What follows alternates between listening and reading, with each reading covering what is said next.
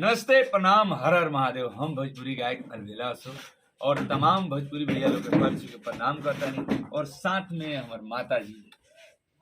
जी नमस्ते, मैं विद्या सिंह, मैं बनारस की रहने वाली हूँ और मैं भोजपुरी फिल्मों में माँ का कैरेक्टर करती हूँ। और इस फिल्म में अलबेला जी मेरे बेटे की भूमिका निभा रहे हैं और बहुत ही अच्छे इंसान हैं, बहुत अच्छा काम कर रहे हैं। और साथ में भाभी के रोल करता नहीं, यूं के परिचय ले ली लोग। जी सबको गोड़ छू के प्रणाम कर रहे हैं और हमें आशीर्वाद दीजिए। मैं रीना राज पटना से और इस फिल्म में भाभी का कैरेक्टर है पर मेन लीड ही है। और ये हमारे प्यारे प्यारे नटखट से देवर जी हैं कान मत और दर्द ये लगे। ससुर जी हैं और ये हमारे प्यारी प्यारी अम्मा जी हैं। और साथ में बाबू जी। नमस्कार, मैं मुखिया जी। भोजपुरी इंडस्ट्री में लोग भी इसको मुखिया जी के नाम से ही जानते हैं।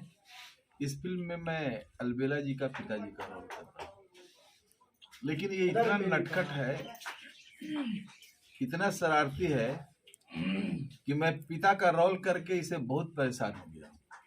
हाँ, एक बात है कि जब भी इसका गाना आता है, जब भी ये गाता है तो दिल बाग बाग हो जाता है। इस फिल्म में भी हमको गर्व होता है कि मैं अलबेला जी का पिताजी का रोल कर रहा हूँ।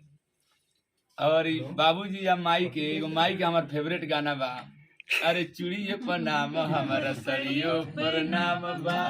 इनका खातिर हमार जिंदगी तमाम बा। क्या बात है। सर्द मुराद हमर मनवा की। यही है चूड़ियों पे नाम इसका क्वालिटी यही है कि जब भी ये सेट पे रहता है ना तो हम लोग एकदम उत्साहित रहते हैं, खुश रहते हैं। और मेरा ये ब्लॉग चैनल है, इस चैनल के आप लोग सब्सक्राइब करें, लाइक करें, कमेंट करें। इसी तरह मनोरंजन आप लोग कॉमेडी और माई का आशीर्वाद, बाबूजी का आशीर्वाद और भाभी का आशीर्वाद हम लोग का भी यही आप लोगों से आग्रह रहेगा कि इस चैनल को जितना से जितना ज्यादा लाइक कीजिए, शेयर कीजिए। जय माता दी, हर हर माँ।